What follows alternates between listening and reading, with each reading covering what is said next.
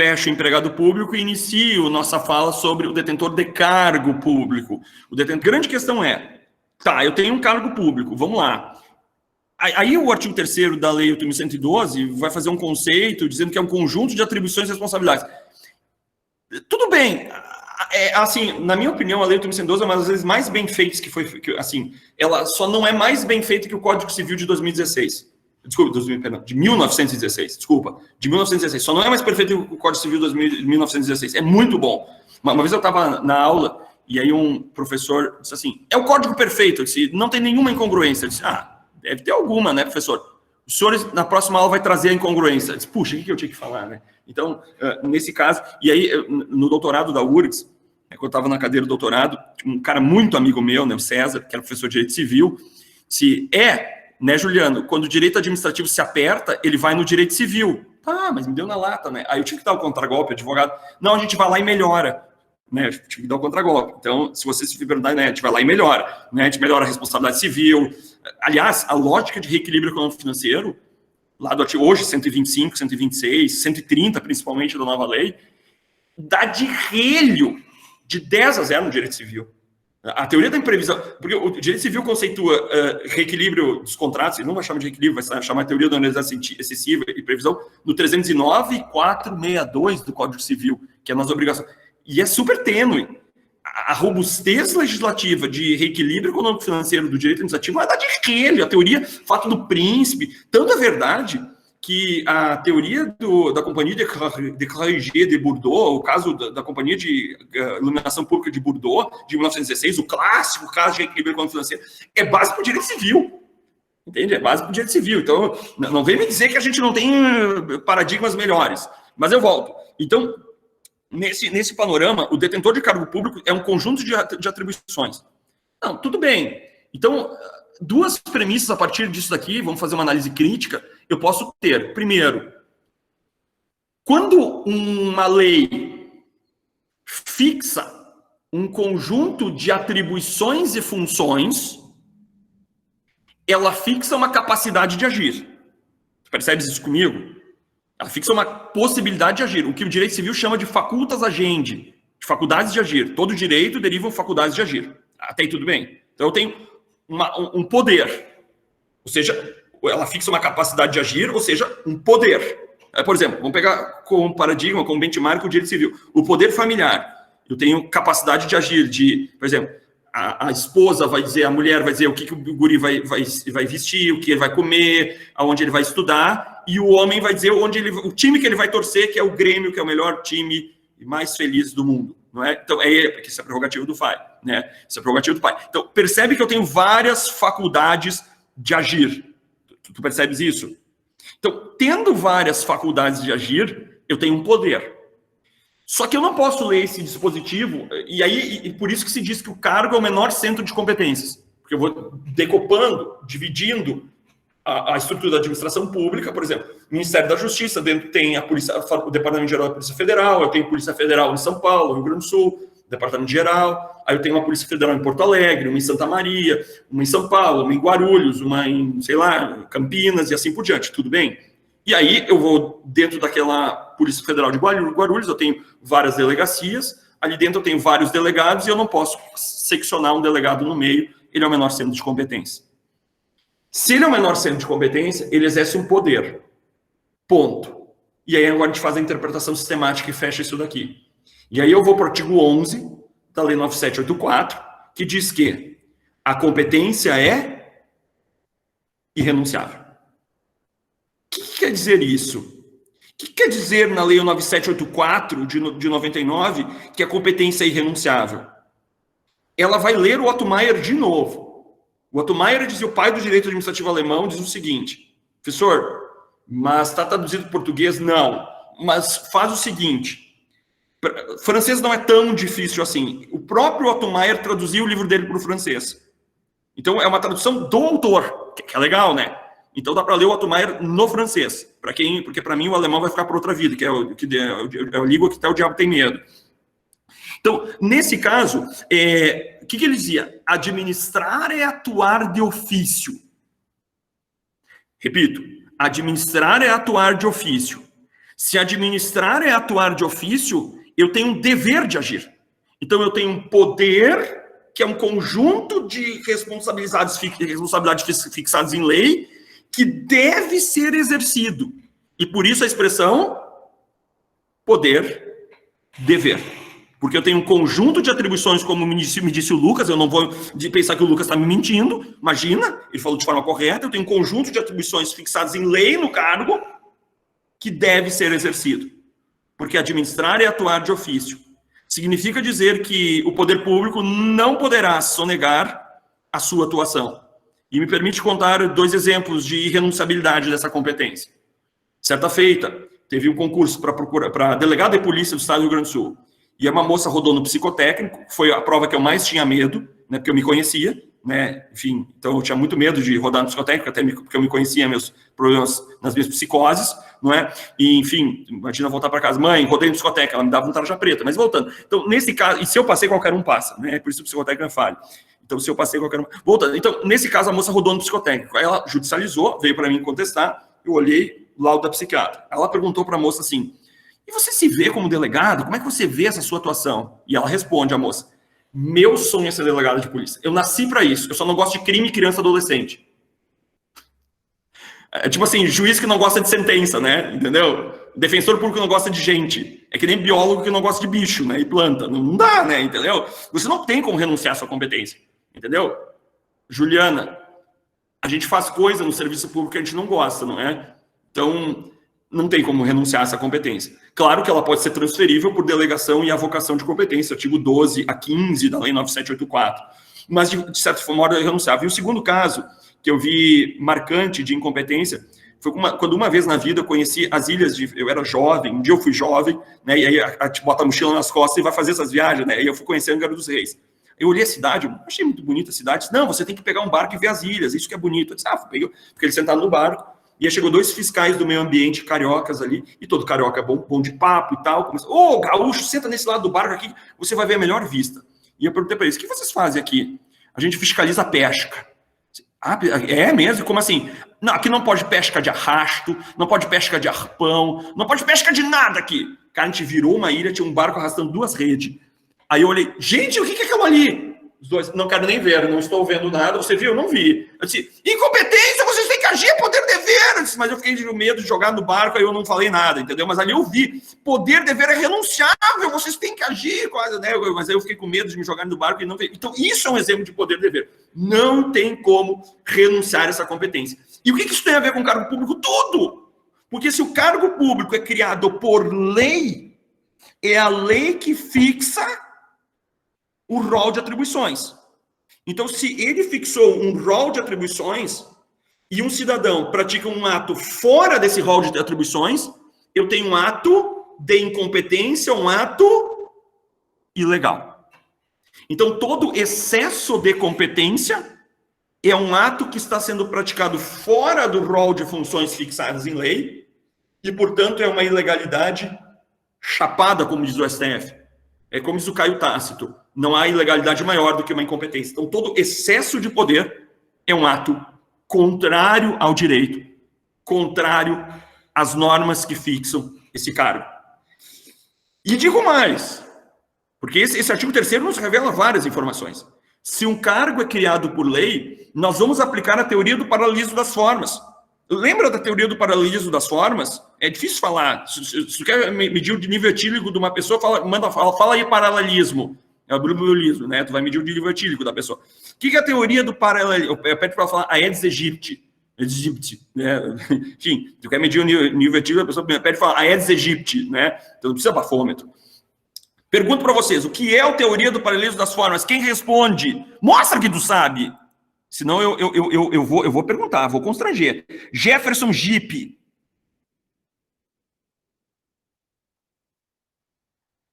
Temos até as 11h30. Jefferson não veio. Jefferson não veio. Digo eu, teoria do paralelismo das formas nos diz o seguinte: se um ato é criado de determinado modo, sua alteração e sua extinção deve se dar da mesma maneira. Tu percebe comigo? Se o ato foi criado de determinado modo, É tema 131. Obrigado, Amanda. Agora que eu vi, sempre tem um anjo da guarda na turma. Sempre tem um anjo da guarda. Muito obrigado, Amanda, por ter salvado o professor em apuros, né?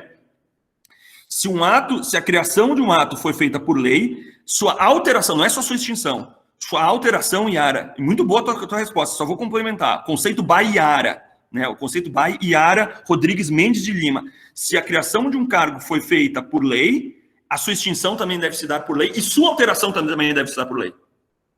A teoria do padrão das formas, a gente vê, por exemplo, na teoria na reratificação do edital de licitação, era o antigo 21, parágrafo 4º do 866, que eu já não decorei a nova lei. Não impede para decorar aquele monteiro de artigo, tá? Que é o artigo 21, parágrafo 4º. Se um edital foi publicado de determinado modo, e você quer alterar esse edital, que altere o julgamento das propostas, você vai ter que publicar da mesma maneira. Por exemplo, se você publicou 2 vezes em jornal de grande circulação, você vai ter que publicar também a alteração desse mesmo modo. E aí aconteceu um caso muito interessante.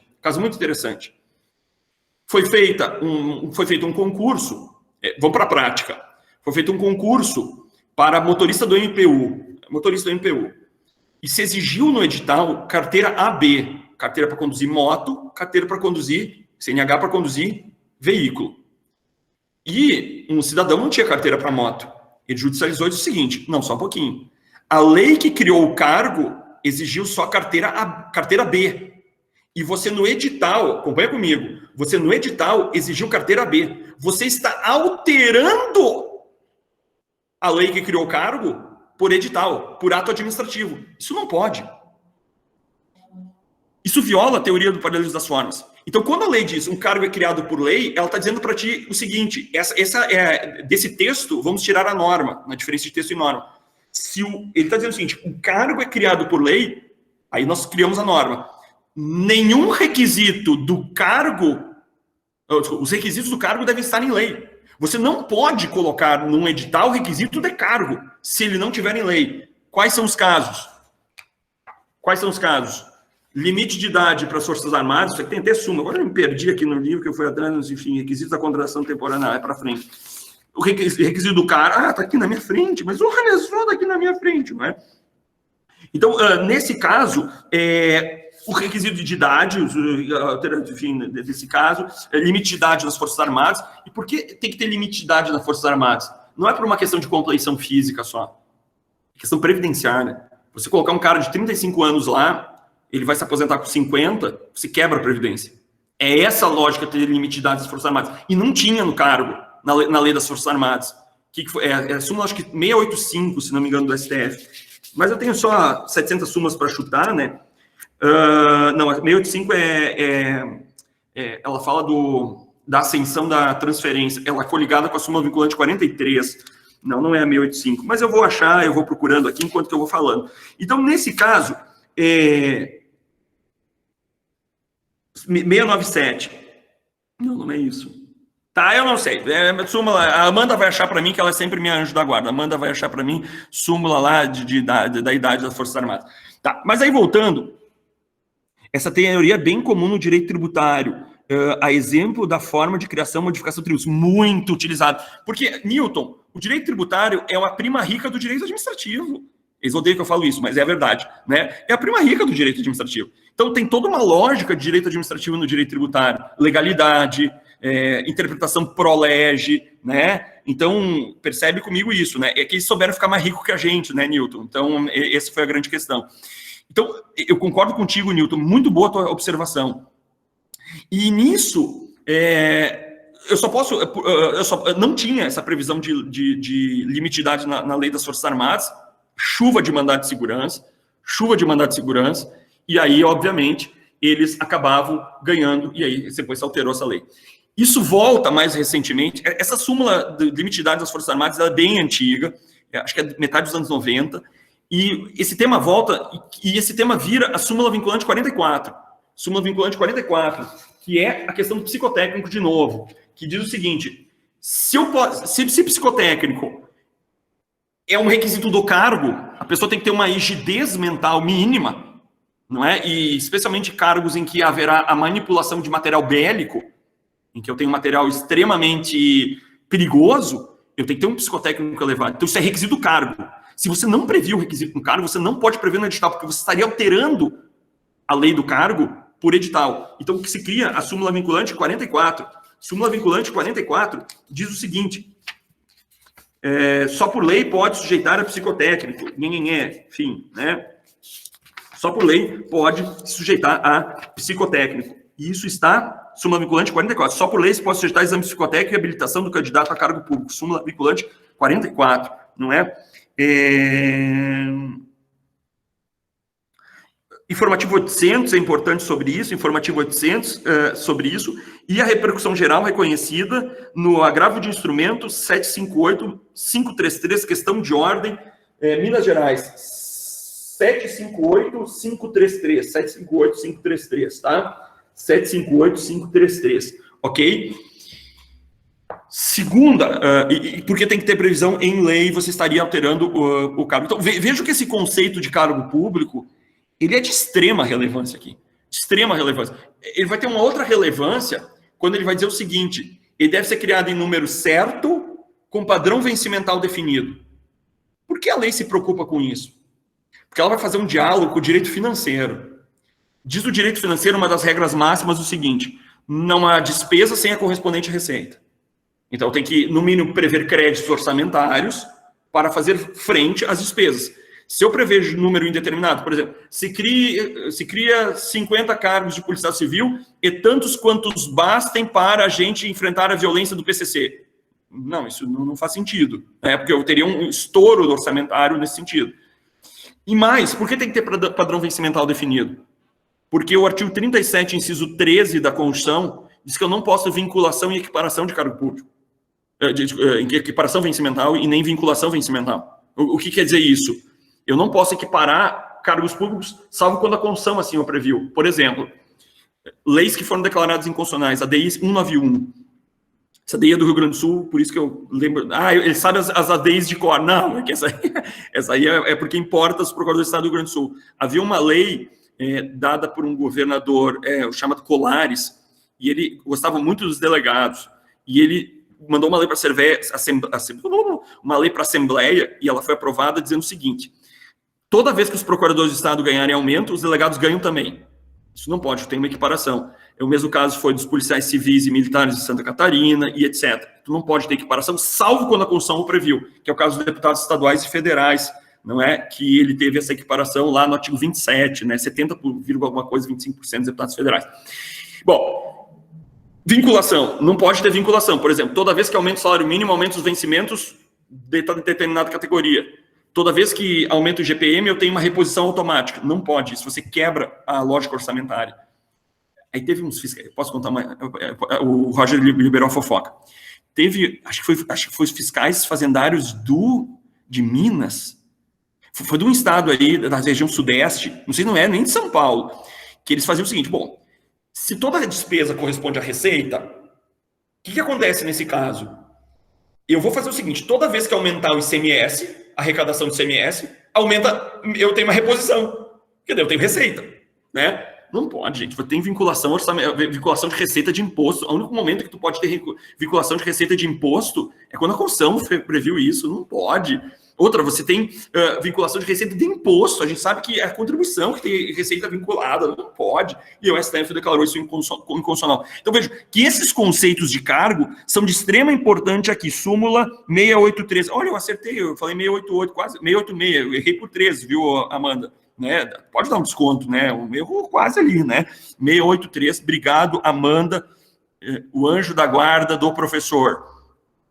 Nisso, percebendo esse conceito de cargo, nós podemos notar exatamente que existem cargos numa lógica criada por lei. E os cargos podem estar estruturados em carreira ou não, chamados cargos isolados. Tudo bem? Então, o próximo ponto: provimento e vacância de cargo público. Nosso próximo ponto: provimento e vacância de cargo público. Os provimentos de cargo público, o cargo, obviamente, ele pode estar provido ou vago. Ou seja, tranquilo até aí. A grande questão é: eu posso ter provimentos originários e provimentos derivados. Qual é a única forma de acessar um cargo público? Pode ser provido originariamente por convite ou por concurso, que são formas do ato de nomeação. Então, mais ou menos assim, nomeação seria uma porta que ela é aberta com duas chaves. Vamos pensar o seguinte, eu tenho uma sala, vamos pensar uma sala de aula, faz de conta que a gente tivesse uma sala de aula física, né? Então, para entrar naquela porta da sala de aula, e aí cada classe é um cargo. Então, eu tinha classes providos e classes vagas. Para acessar aquela porta, eu só tenho duas chaves, por convite ou por concurso. Ou seja, eu não tenho como acessar de outra forma. E essa porta é a nomeação, que é a única forma de provimento originário. Porque, como diz a súmula vinculante 41, cara, teve que virar súmula vinculante para os caras pararem, velho. Não, nesse Brasil não vai, velho, não vai.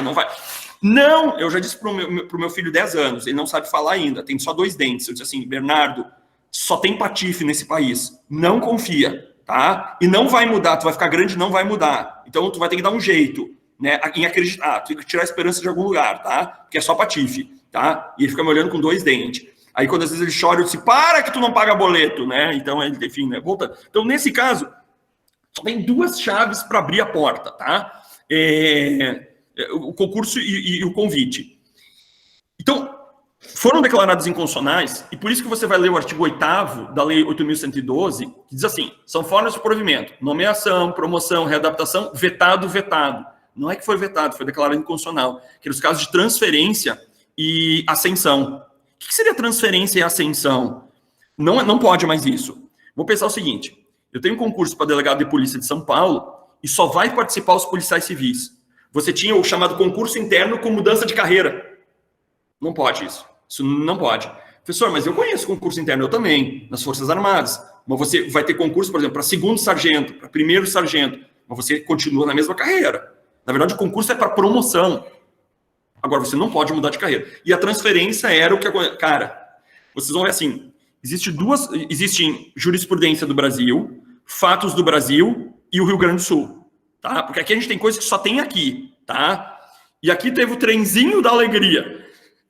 Que foi o seguinte, os caras, tipo assim, eu tinha um professor de geografia, que também era formado em direito. Ele fez concurso, virou cargo, magistério, professor de geografia. Mas ele era transferido assistência judiciária gratuita, que era um órgão da PGE à época, e quando criaram a defensoria, esses assistências judiciária gratuita, num passe de mágica, viraram defensor público. E eles ficaram até hoje. Aí quando eu entrei na defensoria, ali nos começos dos anos 2000, tu entra assim num cargo que tu não conhece ninguém. E aí, às vezes tu fala assim, eu conheço fulano. Ele fechava a cara. Ali eu aprendi que tu nunca deve dizer se conhece um fulano. Porque pode ser que o cara... Esse um rusga entre os que entraram no trem da alegria, que eram os velhinhos, e os novos que entraram pro concurso. Eles se odiavam. Era um climão na defensoria. Aí tu tinha a defensora geral, que era do concurso, a corregedora, que era dos antigos. E elas não se falavam. Aí era muito legal no estágio preliminar, assim, ela só se olhava assim, né? Ou seja, era uma cisânia. Aí agora esse pessoal tudo se aposentou, tudo meio congruo. Mas não pode haver transferência. Isso é inconstitucional, porque toda forma de provimento de cargo estável tem que ser por concurso público, tá no artigo 37.2, de provas e títulos. Então a única forma de provimento originário é a nomeação, tá? E aí depois vem as formas de provimento derivado que vão variar em cada estatuto, tá? Cada estatuto vai ver as suas formas de provimento derivado. Por exemplo, na Lei 8.112 você tem promoção, readaptação, reintegração, reversão, recondução e aproveitamento, tá? Você tem todas as formas de provimento derivado. Na Lei Complementar do Estado do Rio Grande do Sul, o Estatuto dos Servidores Civis do Estado do Rio Grande do Sul, que é a Lei Complementar Estadual 10.098, de 94, não tem promoção. Promoção não é forma de provimento derivado. É errado isso, porque é uma forma de provimento, não é? Ou seja, você... E aí a grande lógica para entender promoção é o seguinte, deixa eu abrir um tema aqui, promoção. Vamos falar das formas de provimento derivado. Para isso, vamos diferenciar, todos nós, mesmo para quem sabe, uma vez eu aprendi com o professor Galeno Lacerda. O professor Galeno Lacerda dizia o seguinte, a gente tem que começar com o fácil para depois ir para o difícil. E eu nunca esqueci isso que o professor Galeno Lacerda disse. Então a gente vai começar com o fácil. Matéria para guri. Depois a gente vai para a matéria para homem feito, tá? Tipo, matéria para guri, depois matéria para homem feito. O que é cargo? Já viu, né? O Lucas nos disse o que é cargo.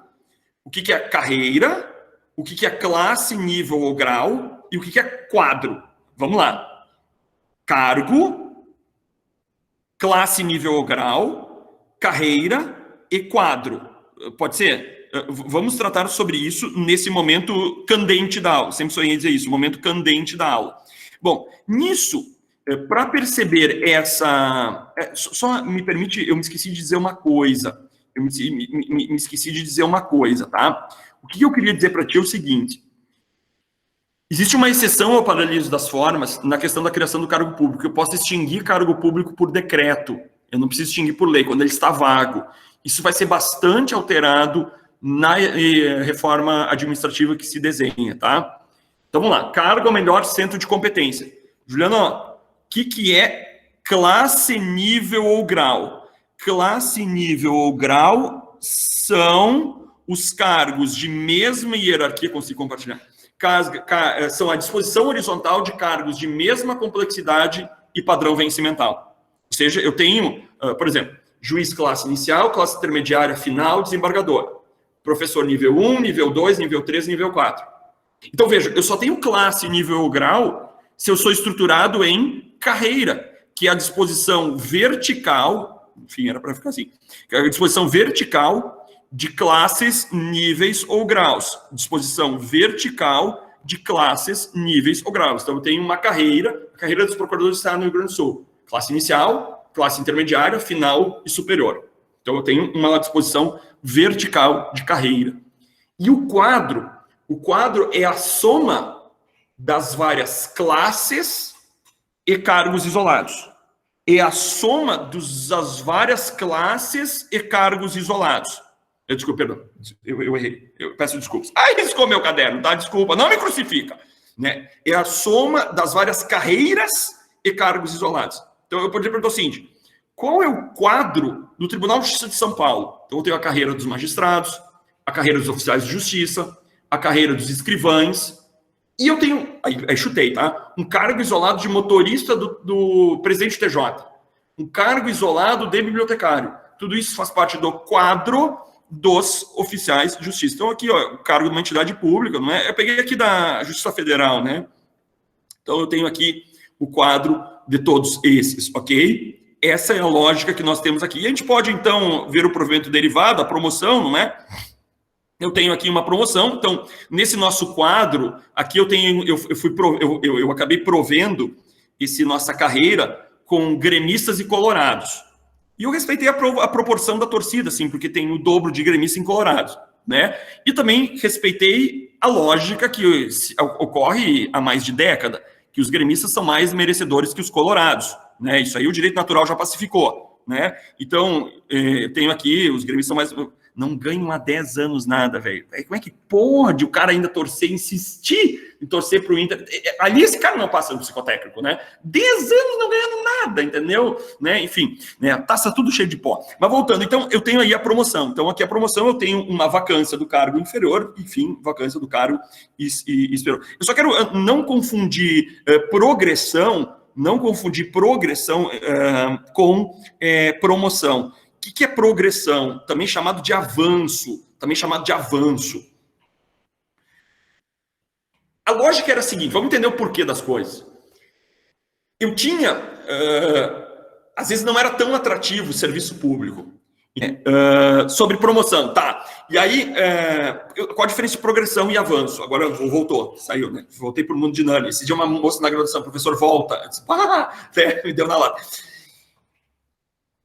Às vezes não era interessante ficar. Então, eles diziam o seguinte, olha, se você ficar 3 anos, 5 anos no serviço público, a cada 5 anos você ganha 5% a mais dos seus vencimentos, que eram as vantagens pecuniárias permanentes, os avanços ou progressões. Ou seja, você fica no mesmo cargo, mas você vai progredindo no cargo.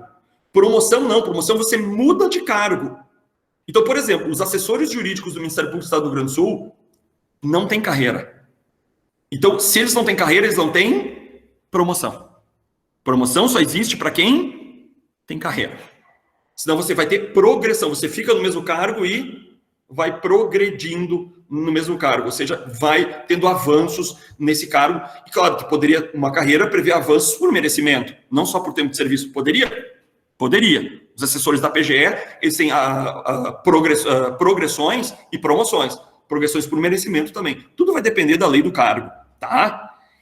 No que se refere à readaptação, que ocorre quando eu tenho um infortúnio, um acidente que causa uma limitação física ou psíquica, física ou mental, e aquele servidor deve ser readaptado, colocado à disposição em um cargo compatível com suas limitações.